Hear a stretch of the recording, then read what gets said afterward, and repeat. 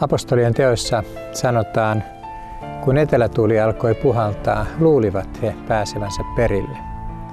Paavalia kuljettavan laivan miehistö luuli pääsevänsä perille, mutta toisin kävi. Merenkulussa ei riitä, että luulee jotakin. Merellä täytyy tietää, muuten käy huonosti. Näin on myös ihmisen elämässä, seilatessamme täällä elämän karikkoisella merellä. Merenkulussa ja kristityn vaelluksessa on paljon yhteistä.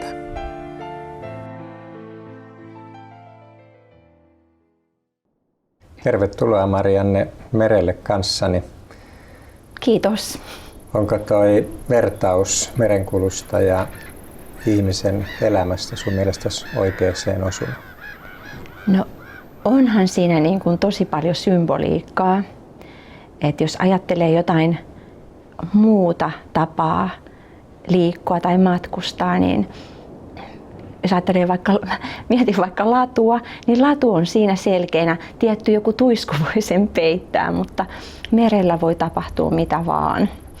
Ja mulle tuli mieleen tässä, että joskus kauan sitten, kun ammatinvalinnan ohjaaja kysyi, että mitä haluat tehdä isona, niin mä itse asiassa sanoin, että yksi vaihtoehto olisi, että mä lähtisin merille. Että mä näkisin sillä tavalla paljon maailmaa ja jonkunlainen merimatka siitä sitten on tullut. Merenkulussa ei riitä se, että luulee. Täytyy tietää. Täytyy tietää, mikä on oma sijainti. Täytyy tietää, mikä on oikea kulkusuunta. Ja täytyy tietää, missä on turvalliset vedet ja missä karikot.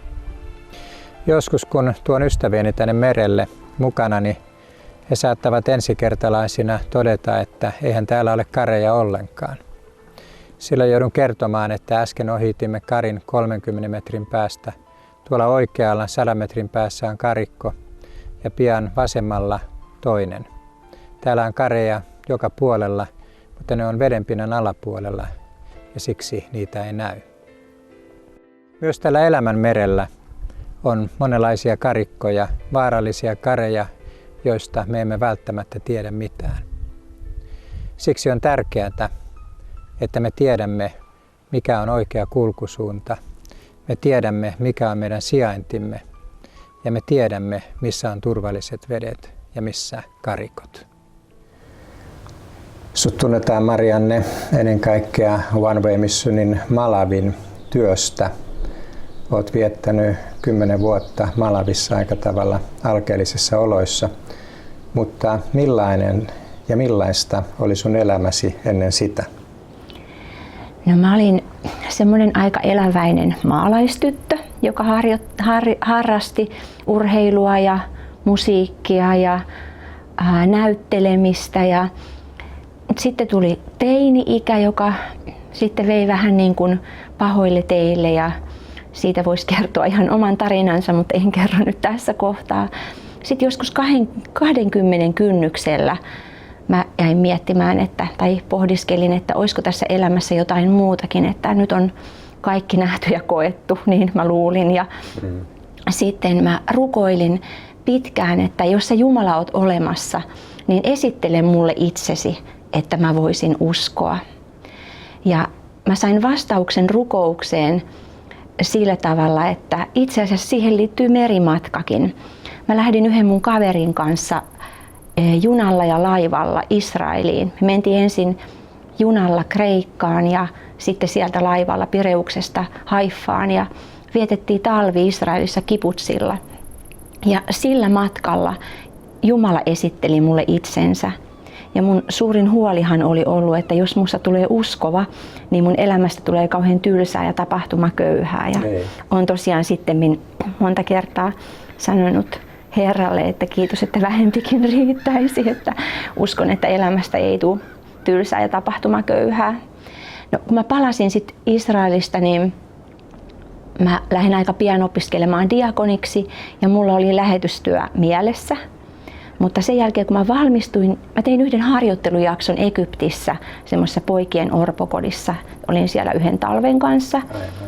Ja sitten mä halusin, tai ajattelin, että mä lähdin jossain vaiheessa lähetystyöhön, mutta sitten se näky odotti 16 vuotta.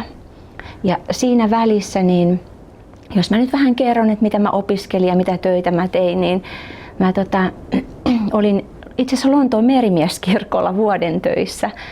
Ja siinäkin tällainen merielementti kyllä eli kovasti.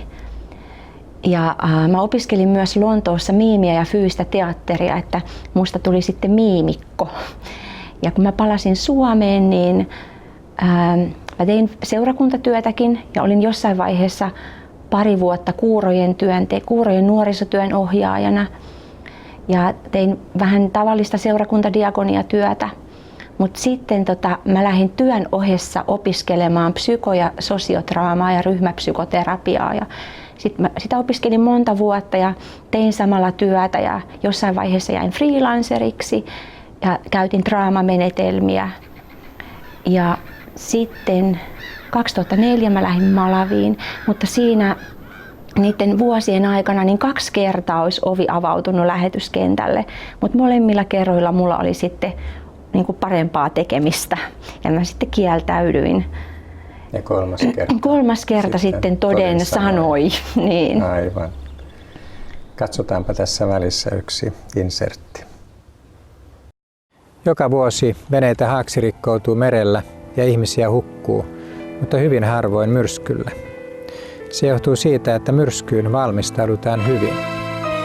Kun myrsky lähestyy, miehistö puetaan valjaisiin ja kiinnitetään köydellä veneeseen niin, että ylilyövät aallot eivät vie miehistöä mukanaan.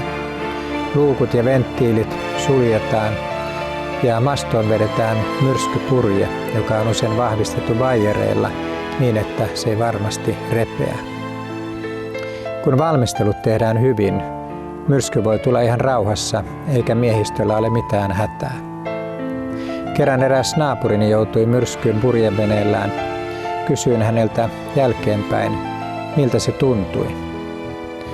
Hän oli ollut välillä kainaloa myöten veden alla aaltojen lyödessä veneen yli, mutta totesi tästä kaikesta, että se oli oikeastaan aika hauskaa. Myrskyyn ei yleensä lähdetä, myrskyyn joudutaan. Kun matka on pitkä, keli voi muuttua matkan aikana ja myrskyn noustessa mereltä ei pääse pois. Siellä on pakko selviytyä. Näin on myös täällä elämän merellä. Myrskyt saattavat tulla yllättäen ja myrskyjä ei pääse pakoon. Siksi myrskyihinkin täytyy valmistautua.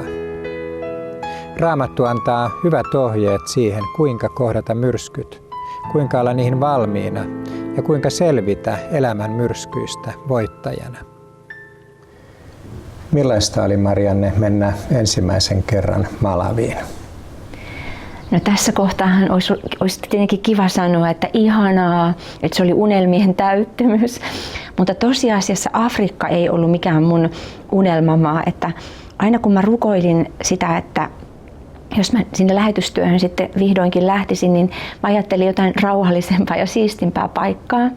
Sitten jossain vaiheessa mä suostuin, niin kun mä sanoin kyllä Afrikalle. Ja sitten monien vaiheiden kautta Malawi avautui. Ja mä muistan sen hetken, kun lentokone lähti niin kuin mun silmissä etsimään laskeutumispaikkaa siellä Blantyren lentokentällä, niin mä jo siinä ajattelin, että miten ihmeessä, sitten kun mä näin sen pienen pläntin siellä maassa, joka näytti sit siltä kentältä, niin mä ajattelin, että miten ihmeessä tuo kone niin kuin pystyy laskeutumaan tuohon ja miten siinä se kiitorata riittää. Ja sitten siellä oli semmoinen suomalais-englantilainen pariskunta mua vastassa, koska mähän menin yhden orpoprojektin vapaaehtoiseksi. Ja sitten lähdettiin seuraavana päivänä ajamaan kohti Tsirinkaa, joka on noin 20 kilometrin päässä siitä, missä mä nyt sitten olen asunut tämän sitten sen jälkeiset 9 vuotta. Ja kun me lähdettiin ajamaan, niin maisemathan tuntui huikean kauniilta. Että mä ajattelin, että on jotain ihan extremely kaunista, mutta mitä lähemmäksi me tultiin sitä kylää, mihin mun oli tarkoitus jäädä, niin sitä kurjemman ja köyhemmän näköiseksi kaikki muuttui. Ja talot oli semmosia ruokomajoja ja savimajoja.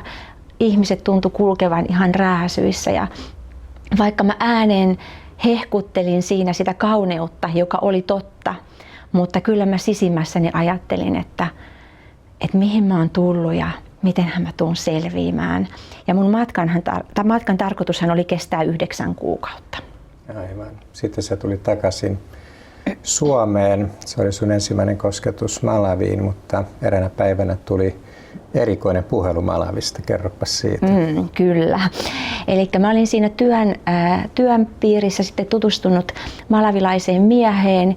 Ja kun tämä pariskunta lapsinen lähti jossain vaiheessa pois, niin me jäätiin sitten tämän miehen eli Mäkin kanssa, McDonald Masampan kanssa, vähän niin kuin vastaamaan siitä työstä siellä niin kuin Malawin päässä. Toki me ei oltu työnjohtajia, mutta meidän vastuulla oli paljon ja tehtiin paljon yhdessä työtä ja vietettiin tosiaan paljon aikaa yhdessä. Ja sitten niin mä olin tullut Suomeen ja mä palasin mun asuntoon Munkkivuoressa sijaitsevaan asuntoon ja olin juuri pyykkituvassa ja sitten puhelin soi ja Mäkhän se sieltä soitti tai taisi olla vielä semmoinen niin kuin puhelu, että mä soittasin takaisin, koska Malawista käsin soittaminen oli tosi kallista ja on vieläkin. Ja mä sitten soitin ja puhuttiin niitä näitä ja sitten mä säästäväisenä ihmisenä sanoin jossain vaiheessa, että eiköhän nyt sitten jo lopeteta tämä puhelu ja Mac sanoi, että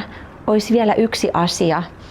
Ja sitten hän kysyi, että menisinkö mä hänen kanssaan naimisiin. Ja mä sitten siinä varmaan, kun ajattelin, että tätä puhelu saada äkkiä lopetettua ja muutenkin niin järkyttyneenä, niin sanoin kauhean niin kuin lakonisella äänellä, että okei. Ja Mac sitten kysyi, että vai kysyinkö, onko me jo aikaisemmin niin kuin kysynyt. Ja sitten mä sanoin, että en mä ainakaan muista. Ja siinä sitten vastasin kyllä ja puhelu päättyi ja istahin sitten pyykkikasan äärelle ja mietin, että mitä tuli luvattua ja siitä se alkoi sitten elämäni pyykki. Aivan, siitä alkoi sitten uusi seikkailu. Niinpä. Ei mennyt kauaa, kun sä lähdit Malawiin uudestaan. Minkälaista oli ensimmäisen kerran saapua Kulampen kylälle? No, mä olin tietenkin tottunut joihinkin asioihin jo.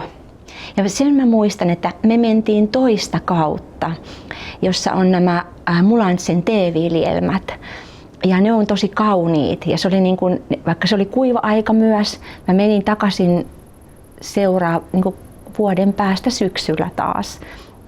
Ja me mentiin niiden teeviljelmätien kautta, niin se oli vihreä ja jotenkin se oli kauniimpaa, se ei ollut niin kuivaa.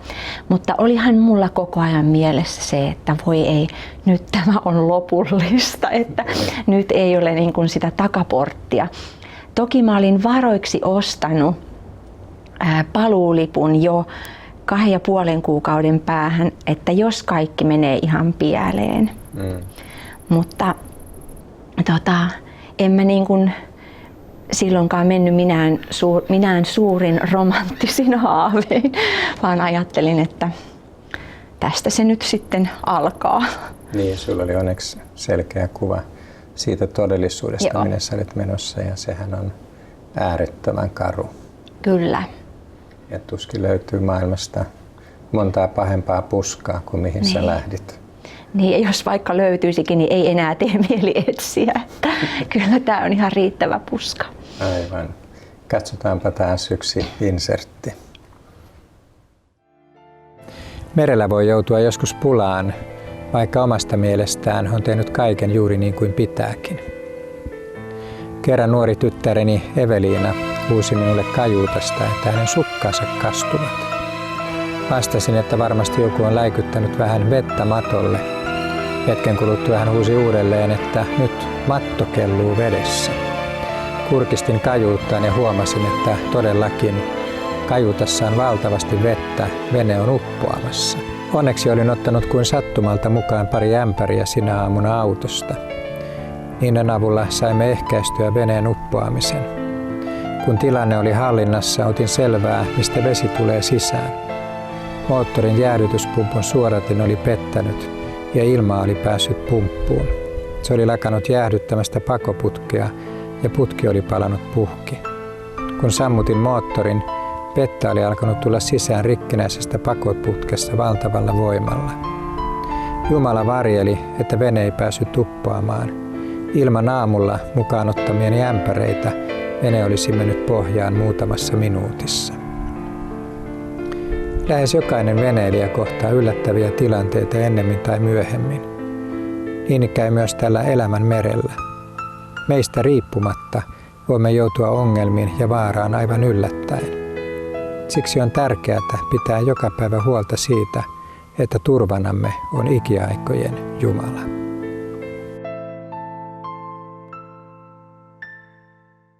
Sä menit, Marianne, vuonna 2005 Malawiin toisen kerran ja sinne Kulamben Laaksoon, minne sitten myöhemmin perustettiin Vanve-kylä.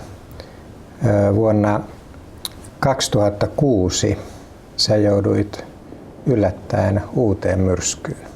Joo. No, oli joulun aika ja me oltiin tultu Mäkin kanssa. Mäk tuli ensimmäisen kerran Suomeen. Mun ystävät oli kerännyt vähän niin kuin häälahjaksi Mäkille matkan Suomeen. Ja sitten ennen Mäkin tuloa niin mä olin käynyt sitten gynekologissa ihan normaalissa tsekkauksessa ja gynekologi sitten ehdotti mulle, että kun se kuuli, että missä mä asun ja millaisissa olosuhteissa ja niin edespäin, niin se ehdotti, että mä kävisin HIV-testissä ja sitten mä kerroin, että mä olin kyllä käynyt jo vuosi sitten, koska ensimmäisen jaksonhan mä asuin semmoisten niin kuin orpolasten kanssa ja jollakin niistä oli kans HIV ja mä olin välillä vähän niin kuin lähihoitaja. Ja mä kävin sitten silloin heti ekan kerran Suomeen tultua niin HIV-testissä. Ja nyt sitten tein sitten työtä käskettyä, koska tämä gynekologi kehotti. Ja sitten Mac tuli jo Suomeen ja oltiin mun vanhempien luona. Ja joulu oli just ohi ja mä muistan semmoisen tilanteen, että mä olin tiskaamassa keittiössä. Aina on pyykki tai tiskaus menossa, kun jotain elämän suurempaa tapahtuu. Ja mäkin ja mun vanhemmat istuisit siinä olohuoneen puolella ja mulle tapahtui semmoinen jännä juttu, kun mä tiskasin, että mä tunsin yhtäkkiä niin kuin Jumalan läsnäolon, tai mä ajattelin, että ihan kuin Jeesus olisi tässä huoneessa, siinä ovella. Kun mä olin keittiössä ja sitten oli siinä olohuoneessa, niin sitten siinä ovella ja mä käännyin katsomaan ja mielessäni sanoin, että mitä Jeesus, mitä? Yeah. Ja sitten se jäi mietityttämään mua, koska välillä kun mä koin niin kuin sillä tavalla Jumalan läsnäolon, niin jotain elämää suurempaa on tulossa. Sitten seuraavana päivänä me mentiin takaisin Helsinkiin ja sitten me mentiin sinne Helsingin lääkärikeskukseen ja Mac lähti sitten mukaan, koska meidän piti sitten jotain soppailla kaupungissa tai keskustassa. Ja sitten heti kun mä näin sen hoitajan, niin mä sen kasvoista näin, että nyt ei olekaan asiat hyviä. Niin mut sitten diagnosoitiin HIV-positiiviseksi. Aivan. Muistan itsekin tuon, kun sitten kerroitte mulle tästä. Silloin vielä aika luottamuksellinen asia ja se oli kyllä mullekin aika dramaattinen kokemus. Vaikea kuvitella, miltä se sitten sinusta tuntui ja Mäkistä tuossa tilanteessa. Miten sä selvisit tuosta myrskystä? Olitko sä kuitenkin jollain tavalla henkisesti varautunut nyt siihen, että jotain yllättävää tapahtuu? No, ehkä en mä tietenkään niin kuin tähän ollut varautunut. Aivan. Muistan sen, että kun me matkustettiin sinne ratikalla sinne, missä me oltiin, tai itse asiassa mä en muista mitään siitä matkasta, siitä lääkärikeskuksesta siihen majapaikkaan. Ja sitten oltiin siellä vaan sovittu, niin kun Mac tuli kanssa sinne sisälle ja oltiin sovittu sitten, että Macistä pitää ottaa kanssa testit. Hän oli käynyt kyllä kanssa niin kuin silloin ennen meidän avioliittoa. Mä olin kehottanut, että hän kävisi testissä ja kaiken piti olla kunnossa. Ja mä sanoin Mäkille vaan, että meidän pitää saada puhua jonkun kanssa. Ja Mäk ehdotti, että soitettaisiin sinulle. Ja sitten Mac soitti, mä en tiedä muistaaksä sitä, Muistan, mutta Mac soitti, koska mä en poikkeuksellisesti, niin kun, mä en pysty puhumaan mitään. Ja sä olit kysynyt vielä Maciltä, että voiko mä tulla puhelimeen, kun Mac vaatimalla vaati, että sä tulisit sinne tapaamaan meitä ja sulla oli kiire ja itse kysyit, että voisiko Marianne tulla puhelimeen, mutta Marianne ei poikkeuksellisesti saanut sanaakaan suustaan ja nyt on helppo nauraa. Ja niin sä sitten tulit sinne tapaamaan meitä ja muistan, että tokihan se oli jo niin kuin semmoinen rauhoittava hetki, koska sä suhtauduit tosi viisaasti siihen ja sovittiin, että työ jatkuu tai työ alkaa niin kuin ollaan sovittu ja rukoilit meidän puolesta. Ja siinä alkupäivinä meillä oli paljon tapaamisia, oli sovittuja kaikkia niin kuin Malawi-tapaamisia ja oli siellä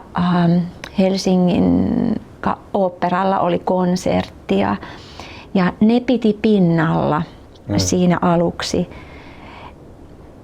Ja sitten mähän olin käynyt ennen Malawiin lähtöä, mä puuhasin semmoisen Elämän puolelle -ohjelman parissa, joka on kristillinen tukiohjelma ihmisille, joilla on joku elämää rajoittava sairaus. Ja sen ohjelman isä on Jonathan Hunter, joka on HIV-positiivinen. Ja kun mä kuulin häntä ensimmäisen kerran Suomessa, niin mä ajattelin silloin, että tämä ohjelmahan olisi hyvä Suomeen, niin kuin, että vaikka mä itse tuntenut ketään HIV-positiivista, ja se ei ollut pelkästään HIV-positiivisille, vaan kelle tahansa, vaikkakin se oli alkanut niin kuin HIV-positiivisten keskellä. Ja mä ajattelin, että tämä sopisi hyvin semmoiseen suomalaiseen niin kuin melankoliaan ja jotenkin tähän mentaliteettiin. Ja mä innostuin siitä kovasti ja mä kävin sitten Kaliforniassa koulutuksessa ja mä kävin 2 kertaa. Ja ekan kerran siinä ryhmässä mä olin ainoa HIV-negatiivinen. Ja sitten tokan kerran siinä oli jo muitakin. Ja sitten mä puuhasin jossain vaiheessa, kutsuin tämän Jonathanin sitten pitämään koulutuksia. Oli niin kuin siinä sitten tiimi yhdessä ja järjestettiin konferenssia ja seminaaria ja ohjaajakoulutus. Ja sen koulutuksen anti kyllä aina muistutti itsestään, että aina tuli mieleen esimerkiksi yksi osio oli anteeksi antamisen parantava voima ja yksi merkittävä oli häpeästä ja itsevihasta vapautuminen. Että tokihan ne, niin kuin, ne oli niin kuin kantava voima. Ja sitten Malawissa, aina kun mä meinasin niin kuin tipahtaa, aina kun mä meinasin käydä piehtaroimaan itsesäälissä, niin aina joku tuli ja sanoi, että Madam, I'm suffering, että mulla on ongelmia. Ja aina sit siinä piti laittaa tämä oma NS-kärsimys sivuun, koska sen toisen ongelma oli akuutimpi sillä hetkellä. Että ihan niin kuin moni asia piti pinnalla. Ja sitten mä muistan sellaisen tilanteen, että mä olin viemässä jotain potilasta niin kuin semmoiselle katoliselle klinikalle, koska meidän klinikka oli vielä siinä alussa se ruokomaja. Mä olin viemässä potilasta klinikalle ja aina välillä, kun oli ne hetket, kun mä olin sillä tavalla yksin, että siinä oli toki potilas ja potilaan huoltaja, mutta mä sitten vaan toimin ambulanssikuskina siinä kohtaa. Ja välillä tuli niinku semmoisia epätoivoisia ajatuksia ja mä rukoilin. Mä vein heidät, sitten mä lähdin paluumatkalle ja mä rukoilin, mä niinku huusin Jumalan puoleen, että mä huusin, että Jeesus, jos mä oon siellä, missä mun kuuluu olla, ja mä saan luottaa suhun kaikessa, ja mä saan luottaa myös Mäkkiin, niin anna mun nähdä joku valkoinen ihminen nyt tällä tiellä. Ja se oli aika semmoinen absurdi rukous, koska en mä ollut koskaan nähnyt ketään valkoisia ihmisiä sillä tiellä, paitsi meidän suomalaisia vieraita. Kyllä. Ja 5 minuuttia meni, niin 2 valkoista miestä pyöräili vastaan. Ja mä ajattelin, että tämä on nyt varmaan ihan vaan semmoinen niin kuin mun mielikuvituksen tuote. Ja sitten mä morjestin ja ne morjesti. Ja sitten mä katsoin vielä taustapeilistä, että siinä ne on, että oikeasti ne siinä menee. Ja sitten mä vaan kerroin Mäkille, että sä et voi uskoa, että mä näin 2 valkoista. Ja Mäk sitten sanoi, että joskus valkoiset hakee semmoisia extreme-kokemuksia ja ne kiertää Mulantse-vuoriston ja polkupyörillä ja sattuivat nyt sitten juuri. Niin, se oli Jumalan puhetta. Se oli Jumalan puhetta. Sä näit myös unen myrskystä.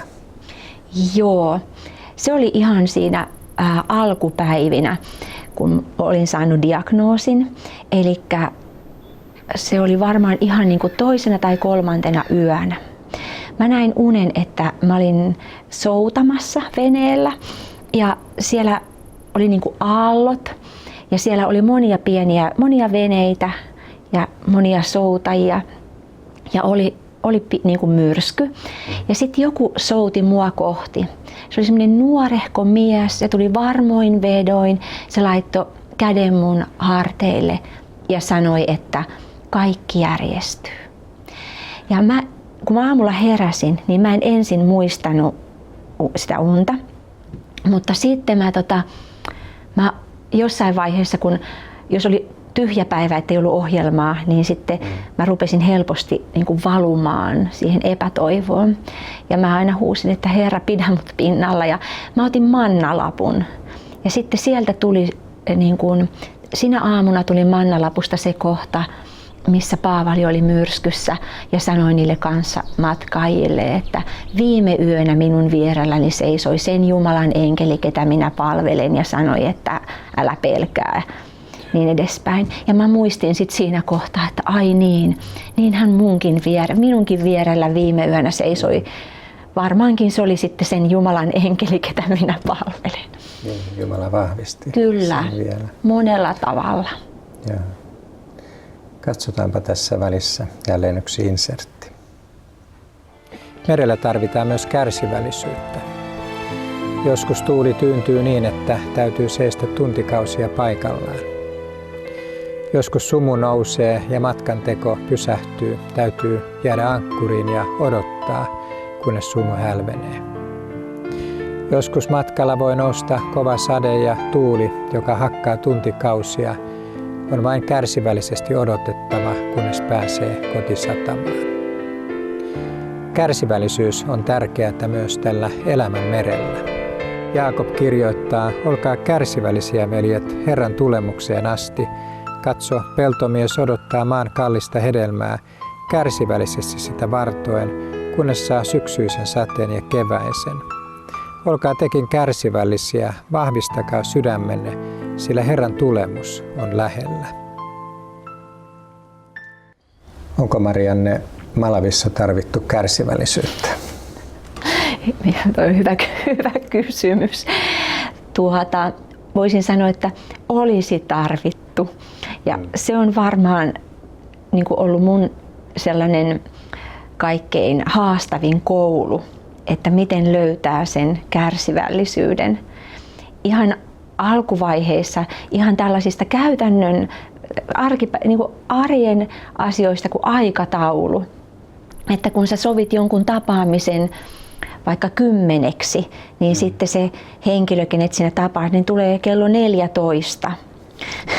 Ja sitten jossain vaiheessa, kun sovittiin joku kokoontuminen tai tapaaminen, niin mä kysyinkin jo sitten, että onko se kello 10 suomalainen aika vai malavilainen aika. No siinä sitten hiljalleen ihmiset oppivat sen, että hänen kanssa täytyy niin kuin ihan oikeasti suurin piirtein tietää, tulla niin kuin ainakin saman vuorokauden puolella. Ja sitten meillä on tapahtunut niin paljon asioita, että koska Mäkon Kulanpenlaakson oma poika, niin häntä kohtaa ihan niin kuin hänen henkilöityy semmoinen kateutta ja pahoja puheita ja kaikkea semmoista, mikä sitten niin on nostanut monta kertaa minun niskavillat pystyyn. Ja niin ikään alkuvuosina musta tuntuu, että ainakin kerran viikossa mä menin johonkin pyytämään anteeksi, koska mä olin niin vihainen, että kärsimättömyys ja lyhytpinnaisuus ja kaikki se niin on saanut aikaan. Mähän ennen Malaviin menoa ajattelin olevani aika hyvä ihminen. Ja mä ihan oikeasti luulin, että mä oon niin kuin sosiaalinen ja hyvin tulen toimeen lähimmäisten kanssa. Ja sitten kaikki tämä romuttui Afrikassa.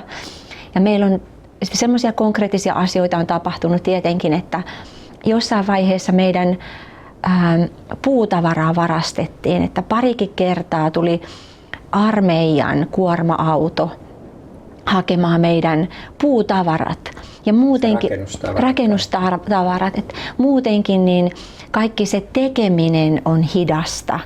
Et kun sä haet tavarat kaupungista ja jos tie on huono, niin auto putoaa, tie katoaa auton alta tai sulla saattaa olla kiire, mutta sä vietät yön ojassa, koska auto on liukunut ojaan ja on jo kello niin paljon, että sulla ei enää siinä vaiheessa kukaan tule nostamaan sitä autoa ylös ja niin edespäin. Ja sitten kun sä oot viimein saanut ne rakennustarvikkeet sinne kylälle, niin sitten ne varastetaan.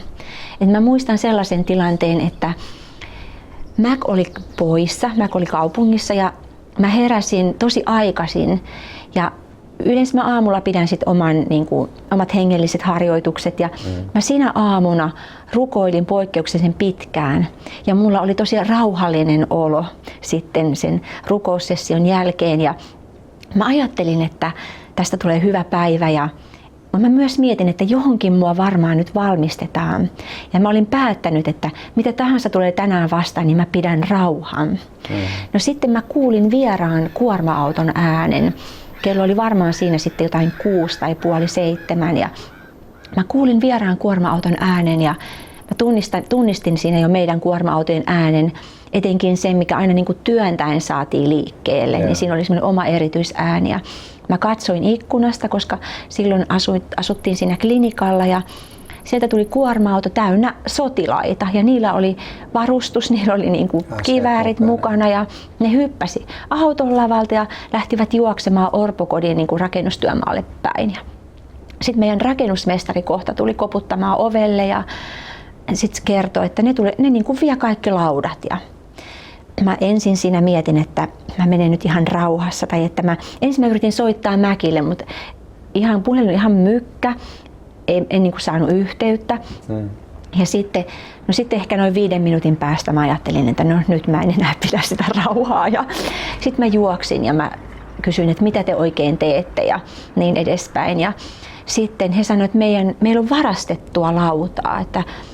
Ja sitten syyttivät ja se ei ollut totta. Mä sanoin, että meillä on kaikki tarvittavat paperit, mutta nehän ei ole meillä, vaan ne on siellä virastossa, niin kuin siellä Mulantsella. Aivan. Ja sitten ne vaan sanoivat, että he vie nyt nämä laudat, että tuokaa sitten ne paperit. Ja no sitten mä sain jo Mäkin kiinni ja Mac sanoi, että ota kaikki yhteystiedot nyt heiltä ylös. Ja sitten kun mä siinä vielä jotain niille varkaille paasasin, niin sitten he vaan naureskeli. Ja sitten mä sanoin sen, mistä mun piti sitten myöhemmin tehdä parannus, koska mä olin just lukenut, että miten vanhassa testamentissa niin kuin kirottiin. Ja se oli tosi paha juttu, mutta mä sanoin heille vaan nämä sanat, että tulkoon tämä kaikki, mitä te teette nyt meille ja meidän orpolapsille, niin tulkoon se teidän itsenne päälle.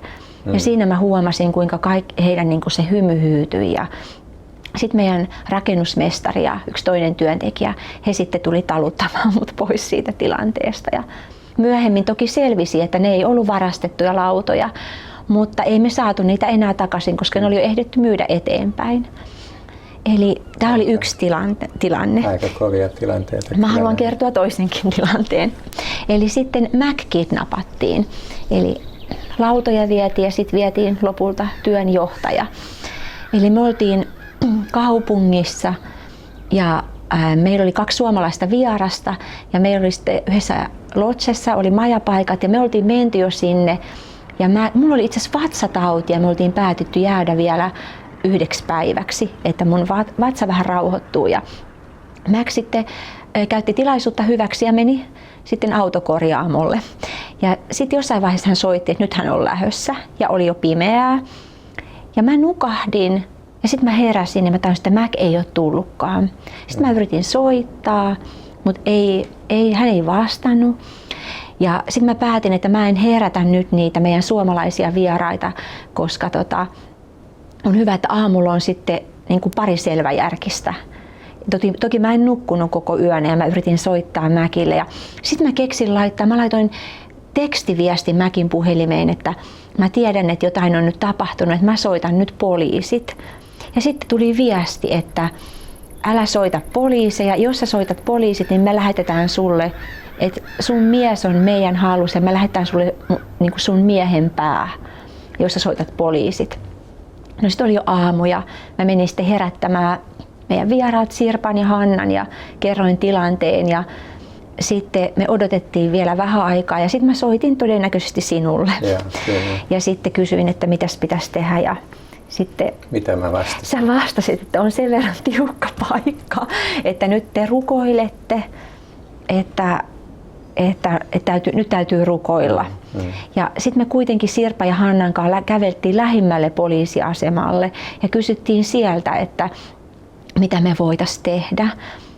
Ja te todennäköisesti hälytitte sitten koko rukousrintaman rukoilemaan. Ja ei ne osannut siellä poliisiasemallakaan, ne vaan sanoi, että he ei voi tehdä mitään. Että toki me voidaan mennä Plantajen pääpoliisiasemalle, mutta ei oikein kukaan voi tehdä mitään.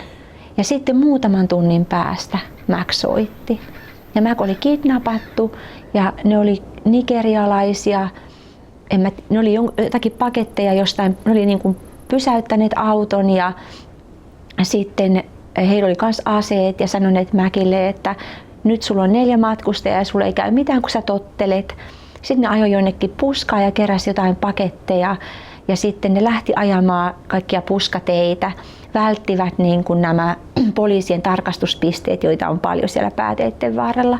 Ja sitten loppui bensa, mikä koitui sitten Mäkin pelastukseksi. Vaikka ne oli vielä sitten, siinä Mac ymmärsi, että ne keskusteli, että mitäs ne nyt tekee hänelle. Niin, mutta osa ja sitten hänet, mutta niin, ja sitten johtaja oli sanonut, tai sanoi, että hän on nyt tehnyt sen, mitä voi. Ja sitten he juoksi puskaan paketteineen ja sitten joku tuli fillarilla siihen paikalle, joka sitten haki Mäkille bensaa. Aivan. He oli todennäköisesti huumeiden tai sitten aseiden salakuljettajia. Ja sehän on yleisesti tiedossa, että he on erittäin väkivaltaisia ja raakoja, kun tilanne niin vaatii. Niinpä. Mutta Jumala kuuli. Jumala kuuli. Mutta kyllä mä huomasin, että sekin jätti muhun sellaisen, että sitten kun tapahtui näitä, että Mac vaikka oli liukunut yöllä ojaan auton kanssa ja oli jossain paikassa, ettei saanut yhteyttä, niin kyllä se aiheutti ja sydämen tykytystä ihan niin kuin pitkään. Että on siellä tapahtunut paljon asioita, mitkä on vaatineet kärsivällisyyttä ja siinä koulussa olen yhä. Että paljon olisi tarinoita tältä kentältä, mutta... Kyllä, siellähän paikallinen poliisi määräsi Mäki myöskin aseestautumaan. Siellä ilmeisesti levitettiin huhua, että Mac on tappanut joitain ihmisiä ja sen seurauksena oli vaarana, että hänet lynkataan. Ne alkuasukkaat lynkkaa hänet ja Mac joutui aseestautumaan. Miltä se tuntui, kun sillä jouduttiin ihan näin itse aseiden kanssa tekemisiin? No toisaalta kun ajettiin, itse asiassa huvittavaa oli se, että se meidän ase oli semmoinen tosi pitkä kivääri, että kun ajettiin autossa, niin aina siinä, kun mä istuin siinä kuskin vieressä, niin siinä vieressä oli aina se iso kivääri, että toihan se vähän turvallisuutta. Mutta toki se myös toi sen tiedon siitä, että eletään paikassa, missä tätä oikeasti saattaa tarvia. Kyllä. Aika huikea maailma sinänsä. Niin. Ja sitten toisaalta, mutta sitten jotenkin monet asiat siellä niinku tuntuu, että ne menee niinku yli minun ymmärryksen sillä tavalla, että ihan kun minä en tajuaisi edes täysin, että nämä on todellisia tilanteita. Ihmeellisesti Jumalan armo on kantanut kuitenkin, että näitä tilanteita on ollut hyvin monenlaisia ja jatkuvaa taistelua, mutta kuitenkin työ on mennyt koko ajan eteenpäin. Ja te olette edelleen hengissä. Me ollaan hengissä. Ja Jumala on näyttänyt voimansa ja armonsa kaiken tämän taistelun keskellä. Niin. Ja ehkä vielä liittyen tähän, että Jumala on näyttänyt armonsa, koska kyllähän tällaiset olosuhteet niin kuin myös paljastaa. Toki on asioita, mitkä saattaa olla, että suotuisimmissa olosuhteissa niitä luonteenpiirteitä ei olisi koskaan, niin kuin, ne ei olisi tullut paljastetuksi tai se on jotenkin niin kuin, niitä ehkä edes olisi, että jotkut omat reaktiot, mitä siellä on tullut, etenkin liittyen tähän kärsivällisyyteen ja itseni hillitsemättömyyteen, niin voi ajatella, että olosuhteet jotenkin vielä niin kuin niitä syventää. Että siinäkin kohtaa mä ajattelen Jumalan armoa, että kun paljon täällä Suomessa on saanut niin kuin semmoista glamouria ja kiitosta siitä, että ihmeellistä työtä tehdään, mutta kyllä se kaikki työ on Jumalan, koska siellä on joutunut katsomaan myös sitä, että mitä kaikkea ihmisessä on. Ja sitä luuli lähtiessään, että aika Afrikassa muokkaa ja hioo ja jotenkin niin kuin hengellisesti ja henkisesti kasvaa, mutta ainakin tässä tapauksessa kasvu on ollut hidasta ja armosta ollaan pelastettu ja armosta tehdään sitä työtä. Voi sanoa, että olet ollut harvinaisessa kärsivällisyyden koulussa, että tuskin kovinkaan moni on vastaavaa käynyt ja ihme, että koulu on ottanut koville. Katsotaanpa tässä välissä vielä yksi insertti.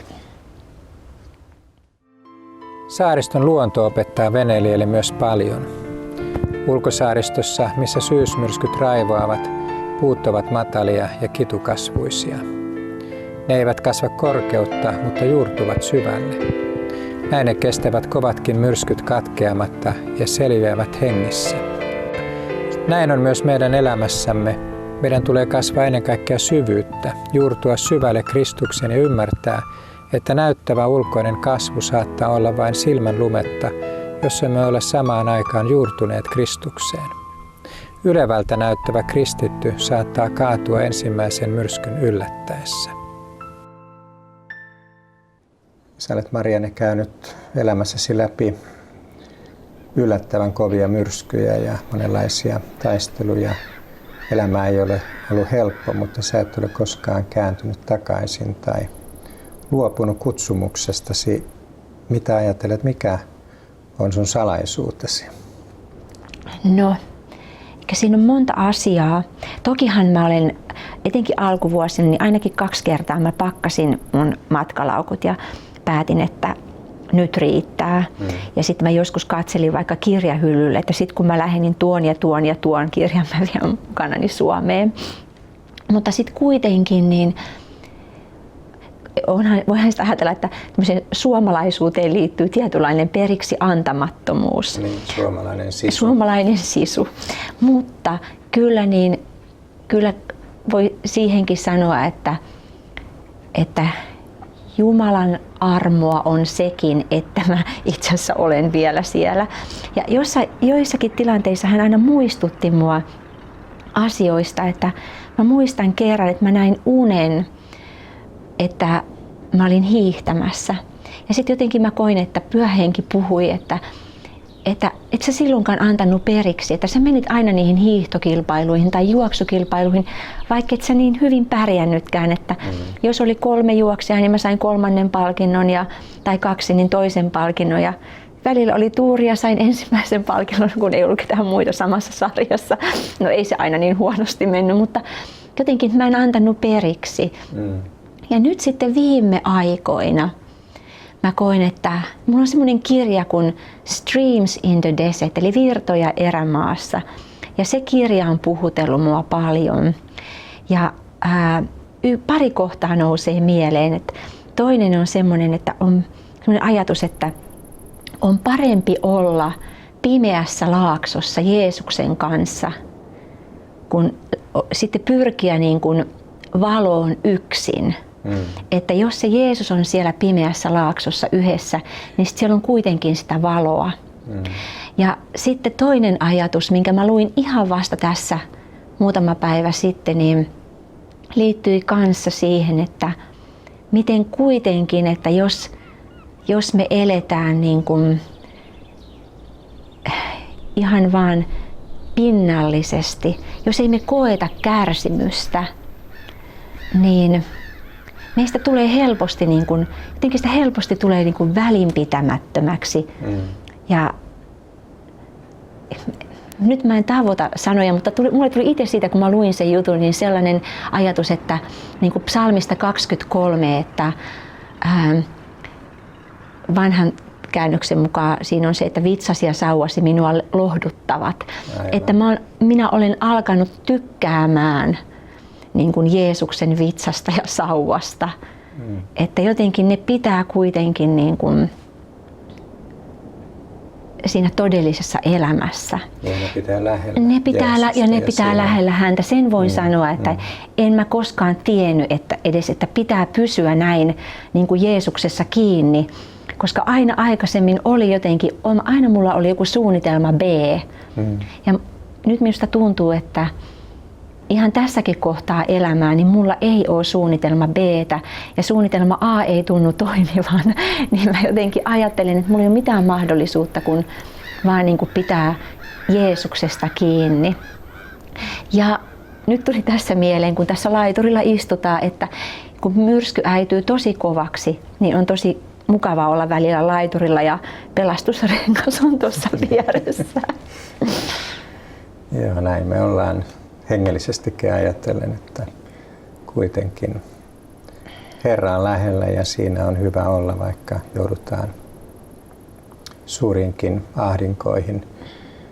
Sä olet käynyt läpi todella aika haastavan tien ja ihan One Way Missioninkin puolesta haluan kiittää sua siitä, että sä olet tämän kaiken taistelun läpi kulkenut uskollisena ja sen seurauksena Malawiin on saanut syntyä One Way-kylä ja kaikki se arvokas työ, mitä siellä tänä päivänä tehdään. Ja kerran sitten taivaan kirkkaudessa nähdään, mikä merkitys tällä kaikella taistelulla on, mutta se on varmaa, että yksikään kyyneli ja yksikään murheen hetki, ahdistuksen hetki ei ole kuitenkaan ollut turha.